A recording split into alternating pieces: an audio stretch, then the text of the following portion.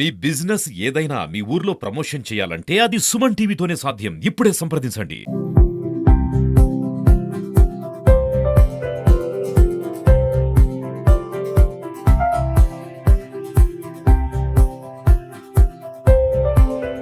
మానవ సేవ మాధవ సేవ. మానవులకు జ్ఞానోదయం ఇచ్చినాడు, మాట్లాడే శక్తి ఇచ్చినాడు, యోచన చేసే శక్తి ఇచ్చినాడు. మనము ఈ జన్మంలో రెండు రకాలుగా ఇచ్చారు, మంచి చెడు.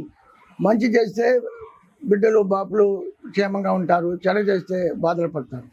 ఆ ఉద్దేశంతో మా అమ్మ నాన్న ఇద్దరు టీచర్ పాకాల్లో ప్రతి సంవత్సరము చౌడేశ్వరం దగ్గర మజ్జిగ పోస్తున్నాను 3 నెలలు. చలికాలంలో బెడ్షీట్ ఇవ్వడము, ఎండాకాలంలో మజ్జిగ పోసు నా కార్యక్రమం జరుపుతున్నాను. ప్రసాద్ నాకు చాలా ఆప్తుడు, చాలా హానెస్ట్.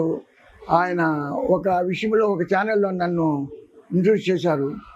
అప్పుడు ఆయన నన్ను అడిగారు, ఈ మధ్య భద్రప్రాయ స్కూల్లో పిల్లలు కుళాయిలు లేక నీళ్ళు లేక చాలా బాధపడుతున్నారు, వాళ్ళకి ఏదో నీ సహాయం చేస్తే బాగుండు అని అన్నారు.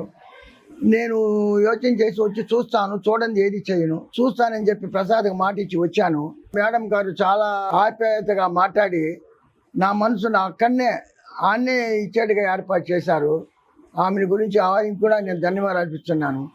వెంటనే అప్పుడే వాటర్ క్యాన్ తెప్పించాను. అన్నీ రిపేర్ చేయమని నా శక్తి ఉదికి నేను వాళ్ళకు సహాయం చేశాను.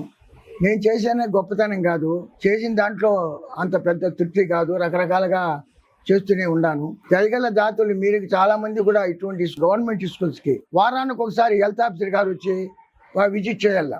నేను కౌన్సిలర్గా ఉన్నప్పుడు ప్రతిసారి కమిషనరు హెల్త్ ఆఫీసర్లు వచ్చి స్కూల్ని విజిట్ చేస్తారు. విజిట్ చేసి వాళ్ళకి ఏం కావాలి, ఇది హెల్త్ ఇంపార్టెంట్, అందువల్ల హెల్త్ ఆఫీసర్ కంపల్సరీ వారానికి వచ్చి అన్ని ఒక స్కూల్ విజిట్ చేయాలని నేను కోరుతున్నాను. అదే మీద కార్పొరేటర్ గారు కూడా అప్పుడు విజిట్ చేసి ఇక్కడ వాళ్ళకి ఏమేమి లోట్లు ఉన్నాయో మన గవర్నమెంట్కి కానీ స్కూల్స్ కానీ తెలిపితే వాళ్ళు కూడా వచ్చి దాన్ని సహకరించి చేస్తారు. ఈ కార్యక్రమాలు కూడా మనం కూడా ప్రతి ఒక్కరు కూడా ప్రజల్లో కూడా మానవత్వాన్ని కలిగించి మనకు కూడా సహాయం చేస్తే గవర్నమెంట్ అన్నీ చేయలేవు, వాళ్ళు చేసేంత వరకు వాళ్ళు చేస్తారు. మన శక్తికి, మనకి దేవుడు ఇచ్చిన శక్తికి వాళ్ళు చేస్తే ఇంకా ఊరు బాగుపడుతుంది, దేశం బాగుపడుతుంది, మనకు భగవంతుని ఆశీస్సులు వస్తాయి, చల్లకాలం చల్లగా ఉంటాం. ఎంత ఎత్తు ఎదిగినా ఒదిగి ఉండడానికి కారణం సార్ అని నేను భావిస్తున్నాను. ఇంతవరకు నేను ఎక్కడా చూడలేదు. ఎంత డబ్బున్నా మనం డెవలప్ అవుదాం, మనం ఇంకోటి చేసుకుందాం అని ఆలోచిస్తారు. అలాంటిది సారు పేద విద్యార్థుల కోసం మీకేం కావాలో చెప్పండి అని అడిగినప్పుడు నేను వెంటనే సార్ బాత్రూములు బాగాలేదు, టీచర్స్కి హార్ట్ ఆఫ్ ద టౌన్లో ఎక్కడ పోవడానికి వీలు కాలేదు, వాటర్ అవుట్లెట్ సరిగా లేదు అంటే వెంటనే వారు పాఠశాలకి 15,000 విరాళంగా ఇవ్వడం జరిగింది. ఇంత అమౌంట్ దానం చేయడం చాలా సంతోషంగా ఉంది. Thank you. వారి సేవలు ఇంకా అందరికీ వారి సేవలు అందించాలని కోరుకుంటున్నాం. ఆ దేవుడు ఆయుర ఆరోగ్యాలు ఐశ్వర్యాలు ప్రసాదించి ఇంకా ఎంతో మందిని సేవా దృక్పథంతో మీ సేవల ద్వారా ఇంకా ఎంతో మంది వెలుగులోకి రావాలని కోరుకుంటున్నాను. మా పాఠశాలకి ఇంకా ఏమన్నా కావాలంటే కూడా మేము మిమ్మల్ని అడుగుతాం sir. Thank you sir, thank you so much. అందరికీ శుభోదయం.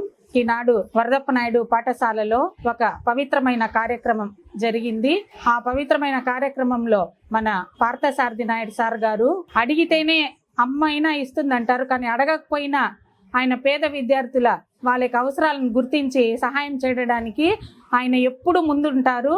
ఆయనకి నిజంగా మా పాఠశాల తరపున, మా విద్యార్థుల తరపున కూడా శుభాభివందనాలు, కృతజ్ఞతలు కూడా తెలుపుతున్నాము. ఇటువంటి సేవా కార్యక్రమాలు ఎందరో మహానుభావులు ఉంటారు, కానీ కొందరికే వందనాలు అంటారు. ఆ కొందరిలో మన పార్థసారథి నాయుడు సార్ గారు ముందు ఉంటారని మనస్ఫూర్తిగా ఈ రోజు తెలియజేసుకుంటున్నాను. ఆయనకి అందరి తరపున పాదాభివందనాలు, కృతజ్ఞతా వందనాలు కూడా.